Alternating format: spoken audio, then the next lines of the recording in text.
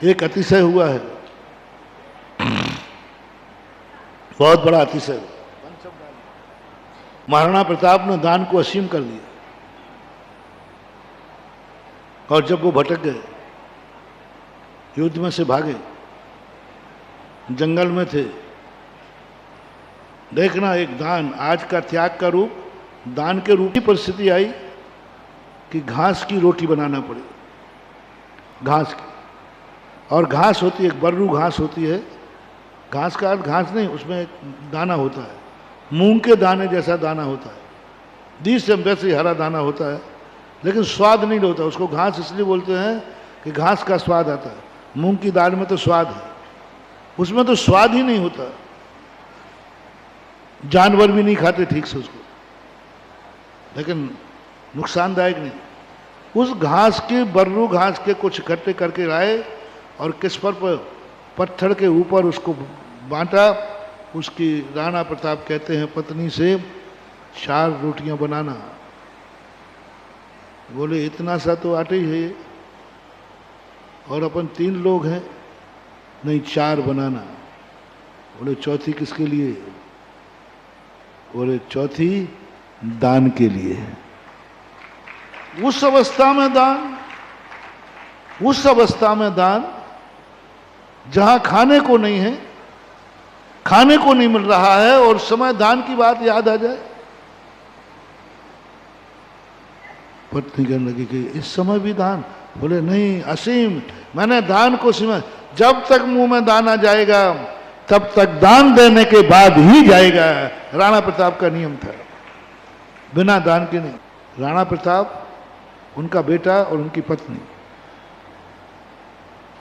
अजब दे उनकी पत्नी का नाम था, बिजोलिया की थी, राजस्थान में बिजोलिया है ना, वहाँ की थी, अजब दे। और उनका बेटा जो था वो बैठा जैसे, अमर सिंह, बेटे का नाम था अमर सिंह। तीनों के बैठे हैं और अपने भगवान का नाम स्मरण करते हैं। उसी समय बुलाव आया, तीनों रोटी उठा के ले गए। अब क्या करो? एक रोटी बची थी जो दान की रखी थी।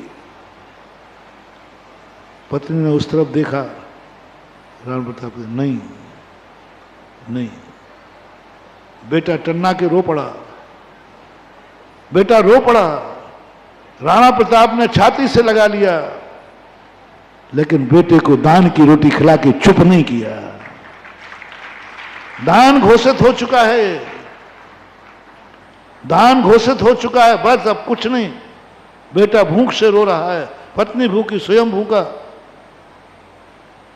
बेटे को रोटी देकर चुप नहीं किया। कोई बात नहीं, इस आपातकाल में तो खा लेता, तो कौन सी अभी दान दे दिया था, किसको पता था। बेटे को चुप करा दिया, छाती से लगा लगा करके भूखा सुला दिया, लेकिन दान की रोटी नहीं खाने दी। घोषित नहीं होने, घोषित भी नहीं किया था। और तुम लोग पता नहीं दान बोलने के बाद भी रोटी कैसे डकार जाते हो। दान बोलने के बाद भी कितने लोग हैं जो दान देने के बोलते तो देते हम, और देते समय नकार नकार करते हैं। जैसे उन्होंने दान को असीम किया, बेटे को छाती से लगाया, पत्नी रोने लगी। राणा प्रताप ने आंखें फेर ली, कहीं पत्नी की आंसू पर मुझे दया ना आ जाए। बस इतने निष्ठुर बन गए, इतने कठोर बन गए, और दान के प्रति इतना समर्पित बन गए। उसी समय ब्रह्मांड हिलता है, उसी समय भामाशाय के अंदर, भामाशाय का हृदय विदीर्त हो जाता है, भामाशाय कांप जाते हैं। उस रोटी जो दान की रखी थी, उसने भामाशाय को हिला दिया, और भामाशाय पूरी संपत्ति लेकर के रातों रात राणा को ढूंढते हुए पहुंच गए कि राणा साहब, ये सारी संपत्ति आपकी है, लो इस संपत्ति से युद्ध करो और पुनः जाकर के अपना उदयपुर का गला जीतो। एक रोटी का असीम दान का असीम धन आ गया। राणा रहने को तैयार नहीं है। बोले ये तो तुम्हारा धन है।